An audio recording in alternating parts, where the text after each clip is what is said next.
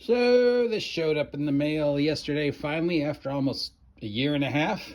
It's Ben Milton's Knave, second edition, and Ben Milton's Maze Rat. I kickstarted this January of last year, and finally received it. And I was very excited to have a copy of this because I loved Maze Rats and I loved Knave. Maze Rats is pretty much the same. Knave is a lot different. I already did a review of it when I received the PDFs from Ben. I showed a video of this yesterday, and somebody said open them. So with the help of Steve, I'm going to open them. So here's Maze Rats. Don't think it's changed much. Yeah, same character creation. If you have Maze Rats, this is pretty much the same as it's always been, just all sorts of random tables and how to make a character. As you're familiar with Ben's system, it's gear-based role-playing, similar to index card role-playing or some other stuff, Into the Odd, and a lot of the other designer, indie, small-type games that use this style. So you don't have a class or even a race. You're not a human or anything. You're a Maze Rat. You start with defining characteristics and gear, and that's your character. You know, your character is basically your gear, and you find more gear as you're role-playing through the game, and that builds your character. If you want to be a spellcaster, then you want to try and find gear that gives you spells. It's very similar to, say, Diablo or Dungeon Siege, where everything's based upon gear. So Knave was similar. You weren't anything. You weren't a class or a race. You were a knave. You're going through dungeons. It was about 7 pages. Same basic idea. Knave second edition is just the original idea. Way more expanded. Way more random tables. Lots and lots of random tables. Lots and lots of, you find this and this is what it is. But it doesn't offer any explanations. You know, it doesn't offer the kernels you need. If I were to compare this to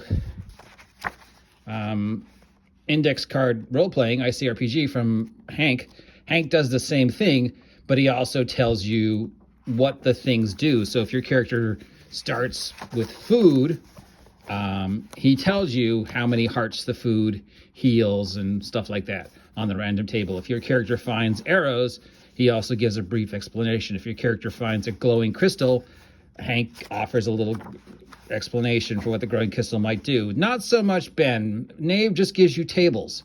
Lots and lots of tables. Randomly generated character based around gear and characteristics, and then just tables for randomly generating. It's Appendix N on acid, which is both great and also sort of feels like a letdown because I was, holding it up to ICRPG. If ICRPG is the best take on gear-based character role-playing that I'm aware of, then that's, everything else I'm going to compare to that, because ICRPG is just, a work of art. It's a great game. Everything Hank does is great. So that's what I was hoping, but it's just lots and lots of random tables. Random tables are great, but random tables are also a hindrance. The trouble with random tables is you have to look through the table, right? So you're running the game, everything's going, and then suddenly you got to check the table, and then that's like game. Hold on. Okay, I gotta roll. Okay, I rolled 21. That's disease. Okay, I'm gonna go to the disease subtable, and okay, I'm gonna roll.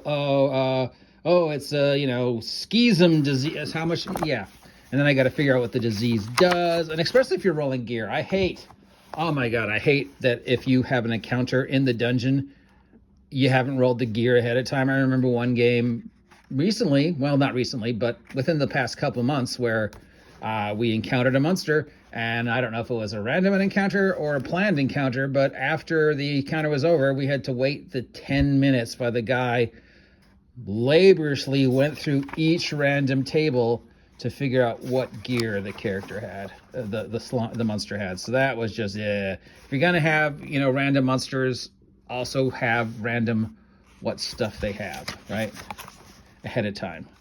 So yeah, basically it's an explanation of monsters. Very interesting, weird magic system, which I absolutely love. and then just stuff like that. So this is it. I already did an in-depth review of it when I received the PDF. If you want to see me do a in-depth review of it again, I will, but somebody asked me to open it up and show you guys, so I'm opening it up and show you. Thankfully, it's not dominated by art. Not those full-page, all black ink pictures, which I absolutely hate. Will I ever use it? Oh, I'm definitely going to use the tables. In fact, I might use them tonight for randomly generating treasure they find in the game I'm running. So yeah, for resources for tables, definitely. But again, the trouble with tables is really you should use them ahead of time, because otherwise it just bogs down the game unless you can quickly go through it and keep the game running. But that's the topic of a whole separate video. Here's Steve. Here's Steve. He's a cat. His name is Steve, and he's a cat. He's not a hamster. He's a cat.